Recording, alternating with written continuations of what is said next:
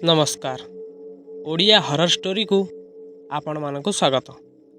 आज आपण मानकु कहिबाकु जाउअछि अजांकु टाणी धरिला भूत द रियल स्टोरी। से दिनर सेही राति रे घटितला एमिति एक घटना जहाँकि से कथा शुणिले लोममूल टांकुरे उठिब। रविवार होइଥାଏ। मु मोर खाइबा पीवा सारी बाहरी पड़े काम को। सेतेबेलकु प्रायतः दिन 10टा हो गलानी। मु घरू साइकलटे धरी बाहरी पड़े। सेठी कामरे पहुँचु पहुँचु दिन 11टा हो जाए। पान बर्जरे नोड़ा बांधु बांधु दिनटी केतबेले सरी जाए जानी हुएनी।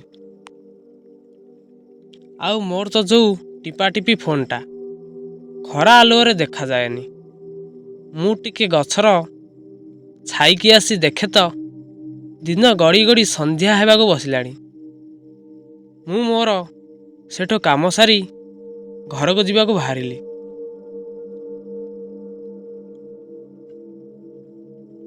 सेतेबेलकु मोर टिपाटिपी फोन देखे तो संध्या 6:30 बाजिलाणी। मु मोर साइकेल धरी सर्टकट रास्तार जीवाकु बाहरिली। सेही रास्तारे लोके अंधारे जीवा पाई भी डरंती। से पुणी जंगलिया रास्ता, दिन रे भी गले भय लागिबो। मु मोर भय को सुदृढ़ करी आग को जीवाकु बाहरिली। किछि दूर जाऊ जाऊ मोर पछरु गोटे साइकलटे आसीबार शब्द शुभागला। मु भाबिली मु एकुटिया निछाटिया रास्तारे आउ जनक साथीटी मिलिगला। मु एकथा भाबी आग को जीवाकु लागिली। ओ किछि समय परे सही साइकलटी मो पछरे आसुथिबार जानी हेला। अंधार राति हेइथाए। पाखरे आसुथिबा लोक की देखा जाउ नथाए। मु भाबिली एई निछाटिया जंगल रास्तारे जीवा समय रे से लोक सहित कथा हेबा उचित। कथा हेले किछि भय तो दूर हेबो। मु एकथा भाबी भाबी से लोकटी को पचारली, तमे कौ जाए जीव भाई? आगरे जो नई पड़िबो सेठी कौन नई पार करिया पई केही नाउरियान थिबे ना नाई? मु एमिति सबु प्रश्न पचारि चालु थाए। से लोकटीर प्रत्येक कथारे हुर शब्द आसुतला। मु सेठू से लोकटी को पचारली, इरे भाई मु जा पचारुची तमु कौन शुभा जाउनी? तमे ताकू हुरे जवाब दौछ? कौन हेची तमर? एकथा कही मु साइकल चलाउ थाए। साइकल चलाउ चलाउ मु टिके रही जाए। सेहिटू पछकू देखे तो सेही निछाटिया जंगलर अंधार रातिरे किछि देखा जाए नाही। एवं सेही लोकटी को पचारे, भाई तम पाखरे किछि टर्च अछि कि? से लोकटी उत्तर दिए, मु सेठू पचारे, भाई टर्चटा देल? पुणी उत्तर आसे मु मोर मनरे भाबु थाए, मु जेते थर पचारुची हुर उत्तर देउची। ये कौन गुंगाटा ना आउ किए? मु मोर टिपाटिपी फोन बाहर करे। से टिपाटिपी फोन रे टर्च मारी पछकू देखे तो पछरे केही नाहांती। मोर टिके संदेह हुए। मु मोर टिपाटिपी फोन को बंद करे एवं पचारे, भाई आस जीवा। पुणी उत्तर आसे मु सेठू जानी पारिली जे मोर पछरे आउ केही नुह, गोटे भूत आसुची मोर अबिकल साइकलटे धरी। सेते बेलकु मो मनरे भयर छाया खेलीगलानी। मु भाबु थाए केमिति जाई घरे पहुँचीबी। मु एमिति धीरे धीरे फोन रे टर्च मारी आग को जीवाकु लागिली। एणे मु प्रभु को डाकु थाए, हे प्रभु ए जंगल रु एवं भूत कबल रु मते उद्धार कर।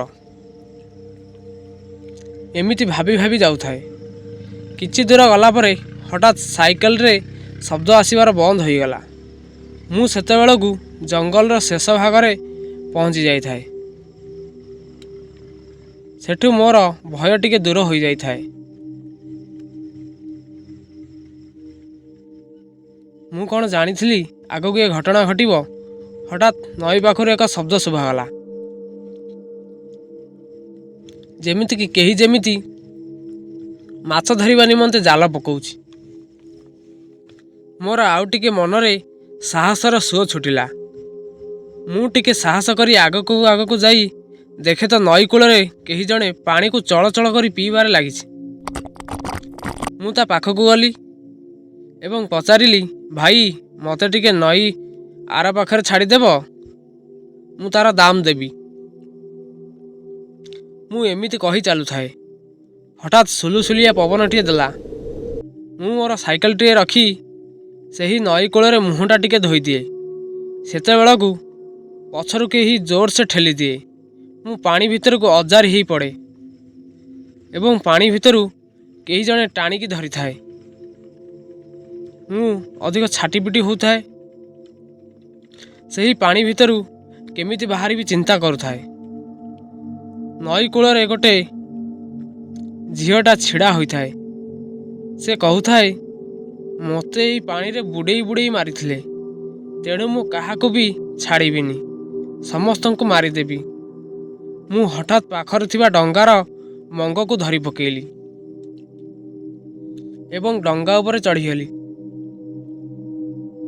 ମୋର ଜୀବନଟି ମରୁ ମରୁ ବଞ୍ଚିଗଲା। ସେ ଡଙ୍ଗାରେ ବସି ସବୁ ଦେଖୁଥାଏ। ସେ ଝିଅର ଚିତ୍କାର ମଧ୍ୟ ଶୁଣୁଥାଏ। ସେଠାରେ ଥିବା ସେହି ଲୋକଟି ଯିଏକି ପାଣିକୁ ଚଳଚଳ କରି ପିଉଥିଲା, ସେ କହୁଥାଏ, ତୁ ଅଳ୍ପକେ ବଞ୍ଚିଗଲୁ ରେ, ତୋର ଭାଗ୍ୟ ଭଲ ଥିଲା। ଏବଂ ଏଠାକୁ ଯେକୌଣସି ଲୋକ ଆସେ ସେ ଜୀବନ୍ତ ଯାଇପାରେ ନାହିଁ। ଓ ମୁଁ ସେମାନଙ୍କ କଥା ଶୁଣି ଡଙ୍ଗାରେ ମଙ୍ଗରୁ ଓହ୍ଲାଉ ନଥାଏ। ମୁଁ ରାତି ସାରା ବସିଥାଏ ଓ ସେଠାରେ ଘଟୁଥିବା ଦୃଶ୍ୟ ସବୁ ଦେଖୁଥାଏ।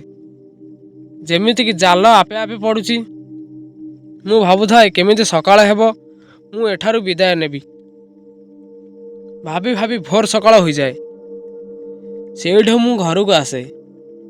ସେହିଦିନ ଠାରୁ ମୁଁ ସେ ଜଙ୍ଗଲ ରାସ୍ତାରେ ବିଲକୁଲ ଯାଏ ନାହିଁ। ଆଜ୍ଞା, ଅଜାଙ୍କର ରିଏଲ କାହାଣୀଟି ସରିଲା। ଆପଣମାନଙ୍କୁ ଏହି ଭିଡ଼ିଓ ଯଦି ଭଲ ଲାଗିଥିବ, ଗୋଟେ ସେୟାର କରିବେ ଏବଂ ଲାଇକ୍ କରିବେ, କମେଣ୍ଟ କରିବେ ଏବଂ ସବସ୍କ୍ରାଇବ୍ କରିଦେବେ। ଧନ୍ୟବାଦ।